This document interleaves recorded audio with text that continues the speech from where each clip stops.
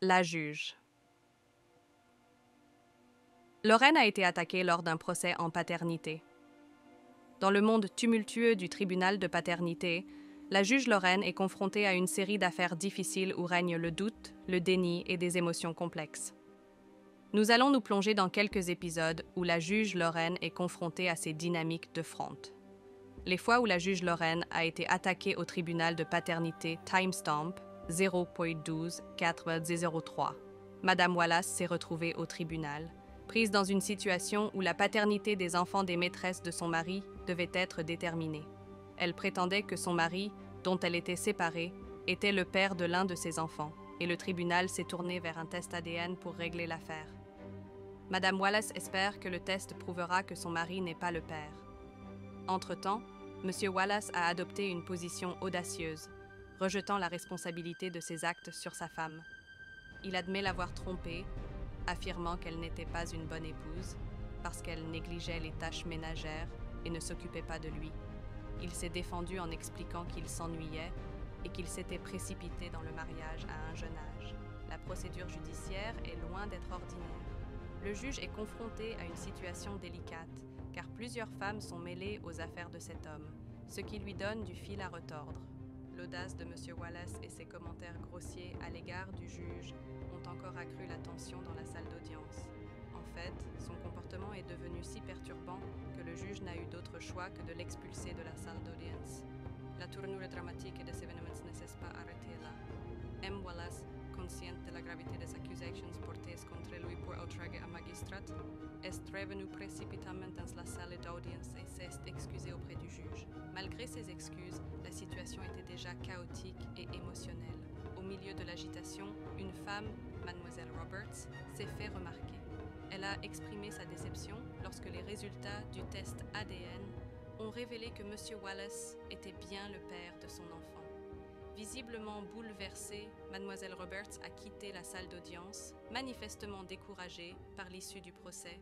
Réfléchissant à ses actes, M. Wallace a reconnu qu'il n'avait pas été bien guidé dans sa vie, en particulier lorsqu'il s'agissait de traiter les femmes et d'être un homme responsable. Il a souligné que sa principale préoccupation était ses enfants, exprimant son désir d'être un meilleur père. À la fin du procès, les résultats de la recherche de paternité ont été révélés. Monsieur Wallace a été confirmé comme étant le père.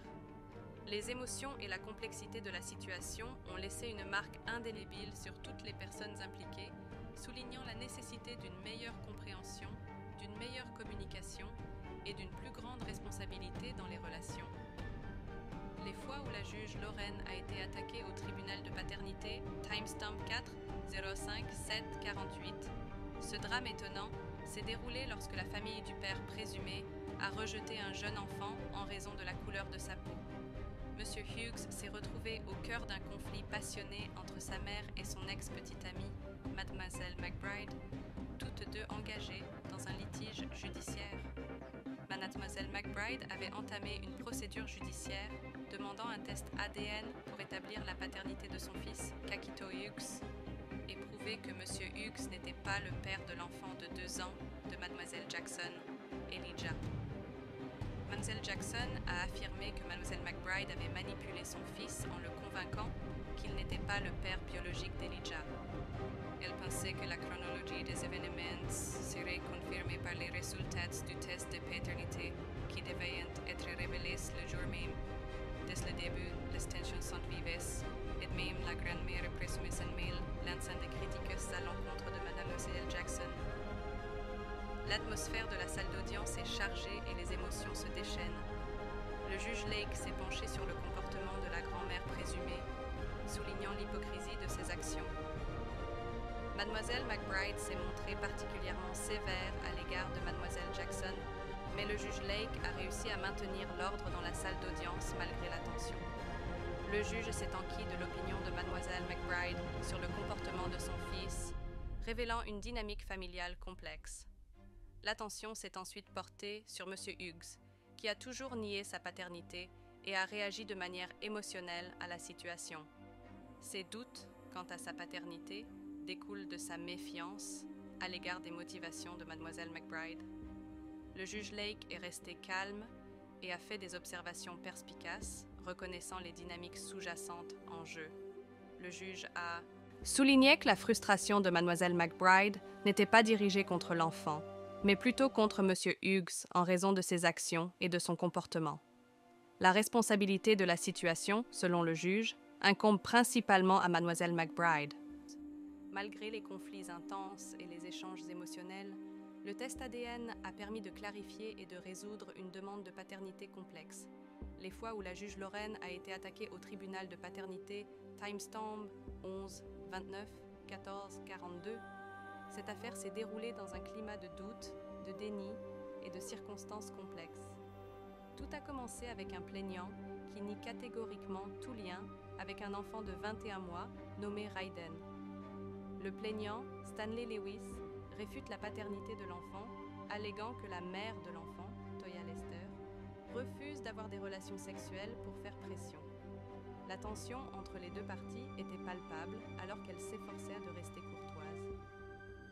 Stanley Lewis et Toya Lester, parents de Raiden, avaient du mal à trouver un terrain d'entente. Leurs conversations se sont souvent transformées en échanges houleux, marqués par des injures et des accusations. Malgré l'avertissement du juge d'utiliser un langage respectueux, la situation est restée conflictuelle. La procédure judiciaire a été marquée par la détermination de Toya Lester à établir sa position. Elle a souligné que Stanley Lewis avait ignoré une décision de justice et jeté l'opprobre sur sa personnalité. La demande de Toya Lester a pris une tournure complexe lorsqu'un père alternatif potentiel, Kevin Brandiana, est entré en scène. Kevin a suggéré que Toya avait eu une relation de 10 ans avec son fiancé, qui en faisait un candidat plausible à la paternité. Cette affirmation a suscité d'autres débats, Toya affirmant qu'elle avait eu des relations intimes à la fois avec Stanley et Kevin. Les explications de Toya Lester sont devenues de plus en plus alambiquées. Elle a tenté de justifier ses interactions avec les deux hommes, admettant avoir eu une relation physique avec chacun d'eux à des moments différents. L'atmosphère de la salle d'audience est devenue tendue alors que Toya tentait de naviguer dans sa propre histoire et ses relations. La mère de Stanley a également fait une apparition, soulignant la gravité de la situation pour leur famille. L'émotion était à son comble au fur et à mesure que les complexités de l'affaire se dévoilaient, mettant en évidence le réseau complexe de relations et d'émotions impliquées. À l'approche du dénouement de l'affaire, la vérité a été révélée grâce à des tests ADN. De manière surprenante, les résultats des tests ont montré que Stanley Lewis n'était pas le père biologique de Raiden. Cette révélation n'a pas marqué la fin des révélations.